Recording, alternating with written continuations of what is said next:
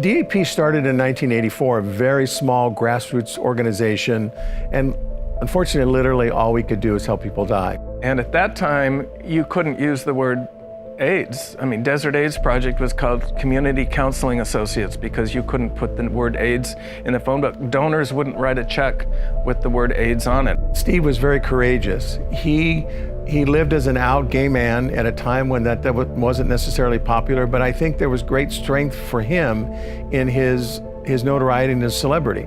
I mean, people clamored to hire Steve Chase to design their homes. Steve was smart enough to be able to relate to somebody on their level. My father, who was a Hall of Fame baseball player who probably couldn't be, I wouldn't call him homophobic, but more conservative, less informed about what it means to be gay, they were really good friends. Steve had a tremendous impact on the Palm Springs Art Museum. In those days, it was called the Palm Springs Desert Museum, and he wanted it to become more of an art museum. So by his donating about 135 works and $1.5 million to see the building of a beautiful new wing, it became a first-class, internationally known museum because Steve helped launch that. He always had animals. He had amazing cats in his house. He had these Bengal cats that would climb up the sides of his sofas, and he'd go, oh, there goes $200 a yard worth of silk. And but because of that, he became very involved at the Living Desert. And without his assistance at the Living Desert, I don't think we would have gotten a lot of our donors that we have now, because he really introduced the people of the valley to the Living Desert. I think the word humanitarian would have meant a lot to Steve because it is defined, and this is in my mind, as someone who cares about the human quality for everyone. And even though Steve's life was obviously very affluent, he cared very much for everyone. I remember the ugly part of the AIDS crisis. There was a contractor that worked for Steve. His name was Joey, and he did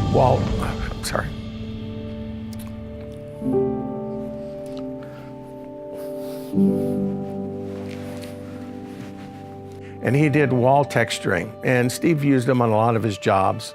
And Joey got really sick with AIDS, and he couldn't get the care that he needed. So Steve would hire a car, put him in the car, send him to Los Angeles to see his doctor, used his resources to make sure that people that he knew got help. He made it a mission to make people's lives better who are living with HIV.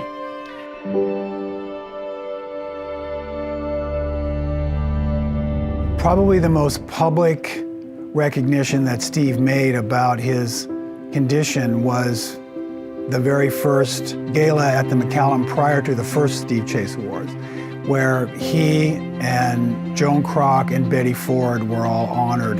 From the podium, he talked about living with HIV. And specifically said he wanted people to realize that people still had lives, people still worked, people still were productive, and Steve was for a number of years. I know that when he would go into an art gallery, he would go in very quickly, and what he would do is he'd say, I take that work, and that work, and that work, and that work, and the one in the back room too.